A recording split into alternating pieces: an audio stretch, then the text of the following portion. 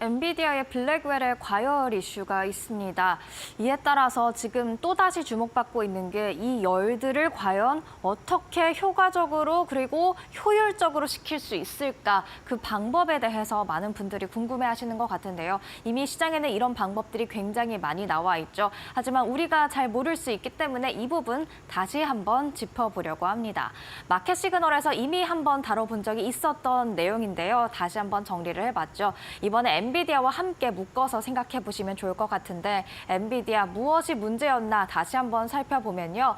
블랙웰이 맞춤형으로 설계된 서버렉에 연결됐을 때 과열되는 문제가 발생해서 고객사들을 우려하게 만들고 있다라는 보도가 나왔습니다. 이 과열 이슈가 지금 데이터 센터가 많아지면 많아지고 그 GPU의 성능이 높아지면 높아질수록 대두되고 있는 문제인 것 같습니다.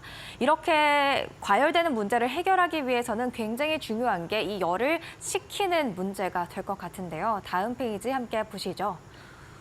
그래서 쿨링 시스템이 필수가 되겠습니다. 데이터 센터 내 전력 사용량 비중도 한번 같이 보시죠. 쿨링 시스템에만 이 50%가량의 전력이 모두 들어가고 있습니다.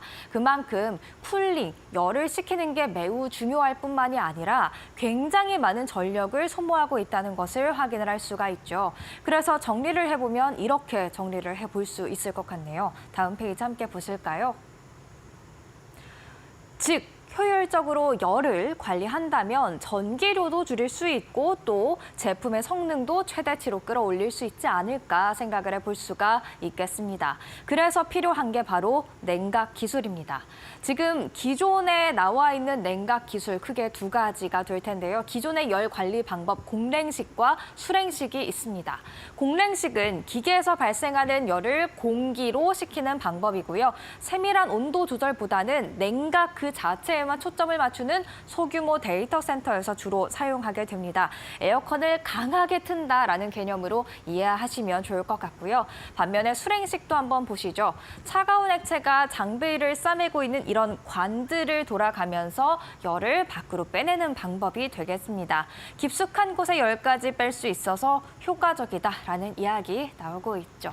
하지만 지금 이 두 가지 외에도 또 어떤 효율적인 그런 방법들이 있을까라는 많은 연구들을 진행을 하고 있는데요. 이런 좀 기발한 아이디어들이 있었습니다. 데이터 센터를 바닷속에 만들면 어떨까라는 그런 아이디어죠. 하지만 바다가 뜨거워지는 문제가 발생을 할 수 있어서 많은 환경단체와 정부로부터 좀 반발을 살 수 있다라는 단점이 있습니다. 그렇다면 우주로 보내는 건 어떨까라는 그런 아이디어도 있는데요. 우주 방사선으로 인한 장비 불량 이슈가 발생할 수 있고 또 띄어 올리는데 비용도 천문학적이기 때문에 아직까지는 개발 중에 있지만 현실적으로는 어렵다라는 이야기들이 있습니다. 그렇다면 기존의 공랭식과 수랭식 말고 정말 더 효율적으로 열을 관리할 수 있는 방법 무엇이 있을까요? 액침 냉각이 여기서 등장하게 됩니다.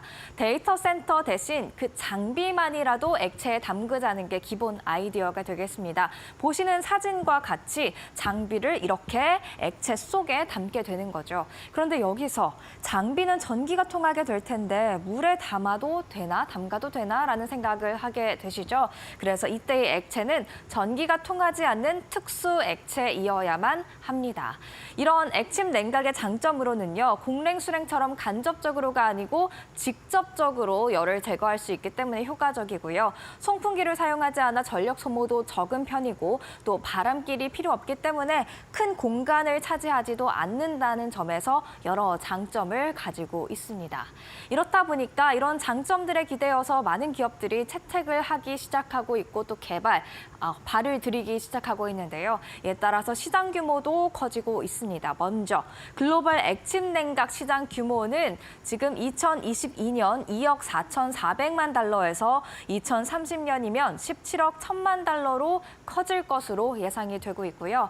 이 액침 냉각에 사용되는 액침 냉각유, 특수 액체가 되겠죠. 이 시장 규모도 2020년에 1조 원이었다면 2040년에는 42조 원까지 커질 것으로 기대가 되고 있습니다. 그렇다면 이 커지는 시장에 우리는 어떤 기업들, 어떤 종목에 주목을 해야 할까요? 가장 궁금해 하실 것 같은데요. 일단 액침 냉각 관련주로 슈퍼마이크로 컴퓨터가 가장 먼저 올라와 있네요. 수랭 부문의 대장주이긴 하지만 액침 냉각 부문에서도 주목을 받고 있습니다. 하지만 지금 접근하기에는 아직까지는 상장 폐지 위험 이슈가 남아있기 때문에 앞으로 이 기술과 관련해서만 조금 예의주시하시는 게 좋을 것 같고요. 버티브 홀딩스, 공조 시스템과 배전 분야의 강자죠.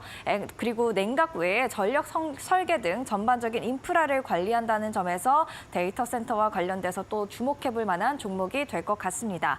마지막으로 델은 서버 시장 1위 업체인데요. 현재 이런 액침 냉각 보증 방침을 정하고 구체적인 시점과 범위 등에 대한 최종 의사결정을 앞두고 있다고 합니다. 본격적으로 이 액침 냉각 관련된 시장에 진입을 하려는 노력들을 보이고 있습니다. 그리고 액침 냉각유 관련 기업으로는 국내 기업들을 좀 가져와 봤는데요. 상장돼 있는 곳과 있지 않은 곳이 있기 때문에 좀 주의해서 살펴보실 필요가 있겠습니다. GS 칼텍스 그 자체로는 상장이 안 되어 있는 상황이죠. 하지만 지난해 11월 국내 정유사 가운데 처음으로 자체 개발한 액침 냉각유 제품 선보인 바 있고요. SKM 무브 상장이 안 돼 있지만 SK 이노베이션의 자회사이기 때문에 우회적으로 조금 투자를 하실 수는 있을 것 같습니다. 2022년 미국의 수조형 액침 냉각 기업과 지분 투자를 한 바 있습니다. 또 S-오일은 상장사가 되겠죠. 인화점이 250도 이상으로 높은 고인화점 액침 냉각유 제품을 출시한 바 있고요. HD 현대 오일뱅크도 상장은 안 되어 있지만 관련 상표를 출연하면서 관련 제품 개발에 박차를 가하고 있습니다. 이렇게 앞으로 주목해볼 만한 관련주들까지도 그리고 기업까지도 살펴봤는데요. 오늘에 쌓인 한 가지로 정리를 하면 이 사진이 떠올랐습니다.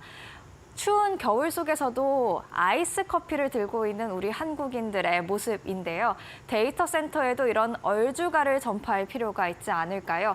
뜨거워지는 데이터 센터에 열을 식히기 위해서 여러 가지 방안들을 고안하고 있는데 이 분야에서 또 선두를 달리게 될 기업은 어디가 될지 계속해서 주목해 보시죠. 지금까지 사인이었습니다.